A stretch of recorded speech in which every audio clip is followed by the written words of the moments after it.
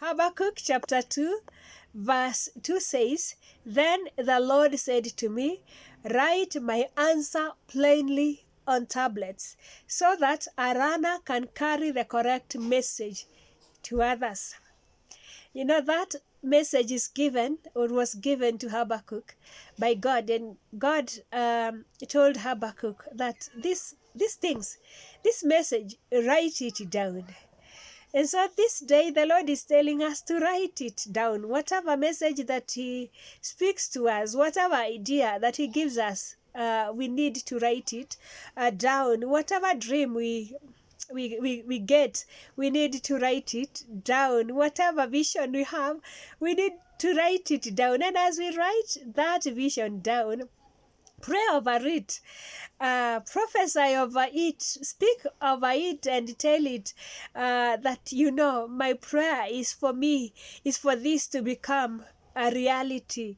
And so when I was growing up, I knew that the Lord had called me into full-time ministry to become a pastor. I had never seen of any woman pastor. I had never heard of any.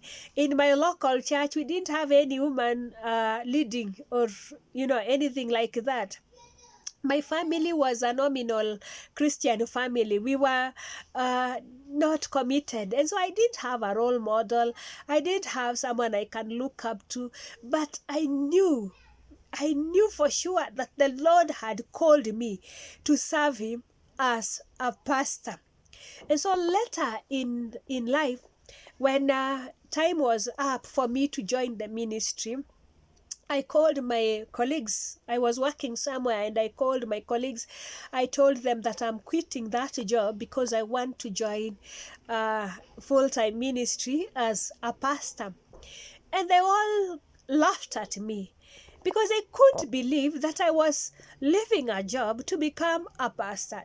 That was one of the reasons. Number two, according to them, I was not fit to become a pastor, because I am a soft-spoken person, and for them, ministry or becoming a pastor, that ministry is for people who are, you know, who speak in a loud voice, people who, like, you know, when they speak, they command and people listen.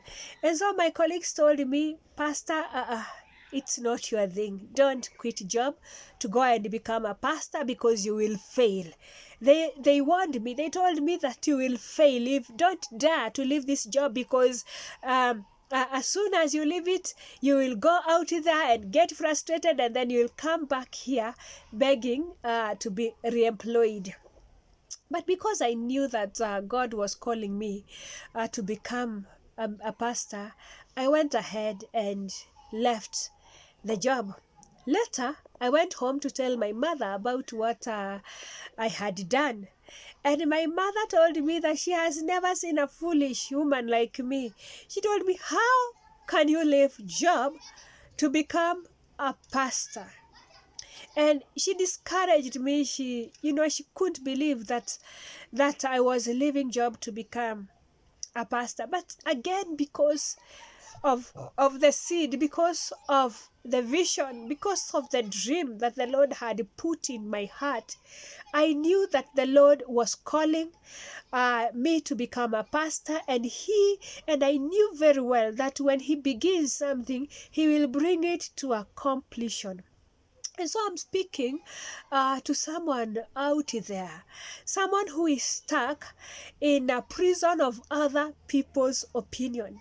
You have not been able to take a step of becoming or doing that which you desire to do, or even starting that project that you have been wanting to start. You have not been able to go out there and do that which you have really been wanting to do, simply because of other people's opinion. Now, my friend, if I would have listened to what my colleagues and my mother and my relatives told me, today I'll not be a pastor. I went, I prayed and I told God to give me courage. I told God to go ahead of me and make a way for me. I prayed over it, and the Lord held my hands and walked with me. And today, I am a pastor.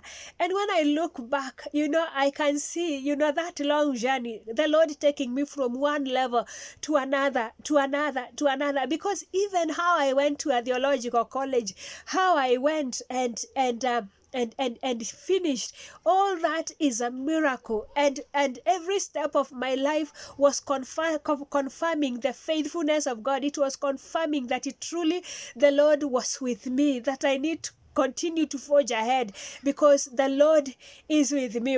To date, I know that I am not yet there, but I am. What I am doing at the moment is to continue to press on and to press on, because I know that God who has brought me this far is taking me very far. I know that the Lord is taking me very far. I know that He has not done, is not through with me, that I am still, a clay that is being molded, and I know that the best version of me is yet to be made.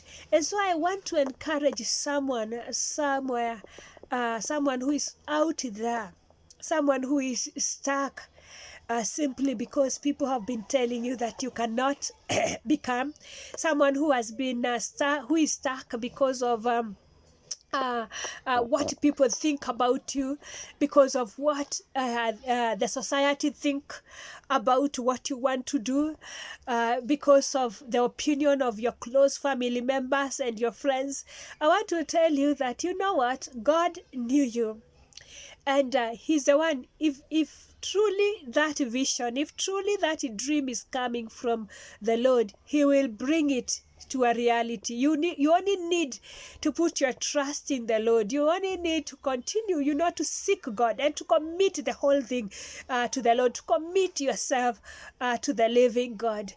When God sent Samuel to go and anoint David, Samuel was looking for a tall, handsome person, and in the time, and in Samuel's mind, he thought that the only person who can become a king is supposed, that person is supposed to be a firstborn, or a secondborn, or a second, or a thirdborn, or a fifthborn, and not a lastborn. And so, Samuel kept on, asking, wanting to anoint. First, he wanted to anoint the firstborn, then the secondborn, and God kept on saying, not that one, not that one, until when all of them were done, and God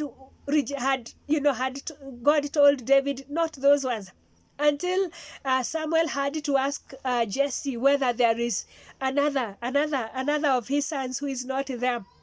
And truly there was David, the youngest, the shepherd boy, the lastborn. And that lastborn shepherd boy is the one that God chose to become a king. And so this evening, this day, this morning, I want to tell you that whatever, when God says yes, nobody can say no. When God opens a door, nobody can shut that door. When God makes a way, nobody can block you. And so stop listening to the opinion of other people. Stop waiting for people to approve you, to give you an approval. Stop looking for people to affirm you. If God has called you, if God is sending you to go and do this or that, if God has given you a desire to do ABCD, if God has been speaking you to live that and become the other, if God has given you a burden of some sort and you are stuck there because you're waiting for people's approval, let me tell you, you will continue to be stuck there. The Lord wants you to come out of that and become. When He was sending Moses to go and deliver the children of Israel, Moses kept on giving reasons and showing how unfit he is. And God kept on affirming and telling him that I am sending you, just go, I'll be with you. And that is what He's telling you. He will be with you.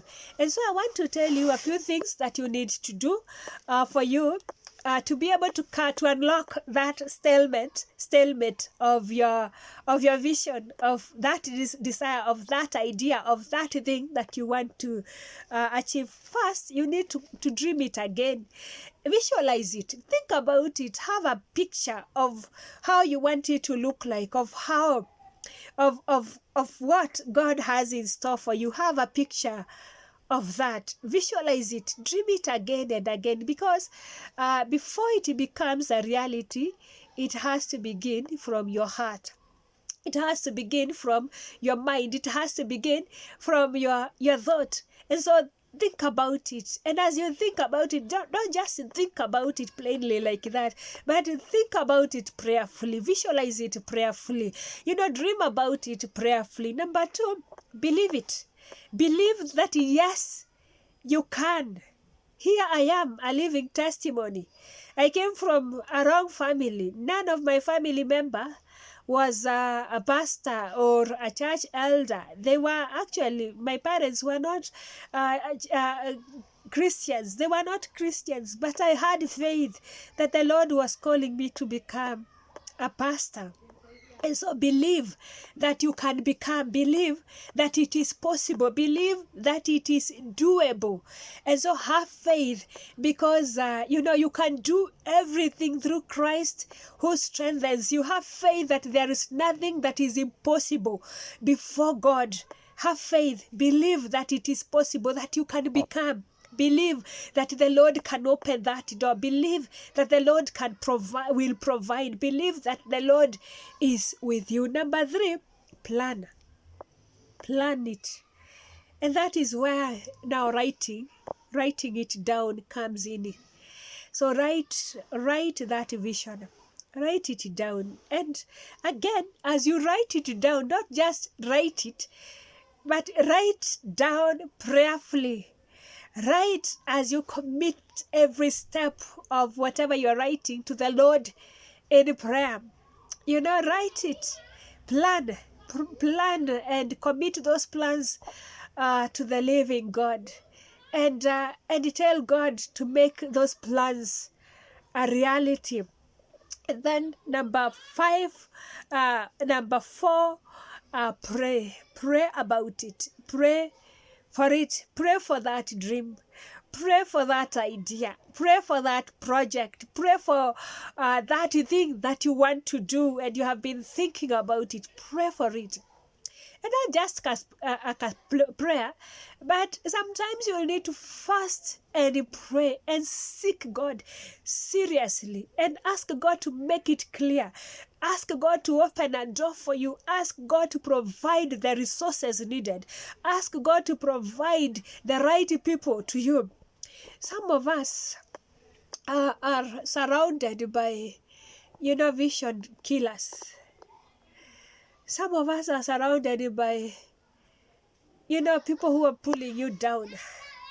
And no wonder you are not progressing, because the people around you, your friends, are not helping. Actually, they are bringing you down. And some of your friends are killing your dreams. The brothers of Joseph, they are dream killers. And so you need to surround yourself with the right people. People, divine men and women who will pray for you. Men and women who will intercede with you. Men and women who will give you more ideas. Men and women who will support you financially, and in whatever way that you need their support. Men and women who will see what you are saying. Men and women who will believe in you. And so pray that the Lord will bring the right people in your life. Pray that the Lord will take you to the right place, to the right people. And our God is faithful. And don't just pray for 1 minute or for 1 day, but pray without ceasing. You know what he says to Thessalonians, what God spoke to Paul, to the church of Thessalonians: pray without ceasing. Pray until something happens. Pray and pray and pray for God to make it a reality, and for God to lead you to the right place, and for God to guide you on the whole thing. And when you are sure that it is time for you to implement it, it is time for you to now take a step of faith and begin making it a reality, then begin to make it a reality. Take that step, take that risk. And as you take that risk, know that you will be discouraged. People will laugh at you. Others will not believe in you. Others will see you, think that you are crazy, that you don't know what you're doing. But don't listen at them. Don't listen. You remember when in the book of Nehemiah, when Nehemiah was building together with the Israelites, when they were building that wall, there were Tobias and Sanballat and the likes who were laughing at them as they were constructing that wall. And I invite you to read that book. Maybe it will motivate you. And when you read that book, you will see where Tobias, Sanballat, and the likes were telling them, look at the wall they're building. Actually, even a fox can push that wall and it will come down. And so you will meet those kind of people. And they will discourage you. They will gossip about you. They will not believe in you. They will pull you down. But let me tell you, press on. Trust in God. He is so faithful. So with God, you will make it. Just believe in yourself. Pray without ceasing. And with God, everything is possible. Amen.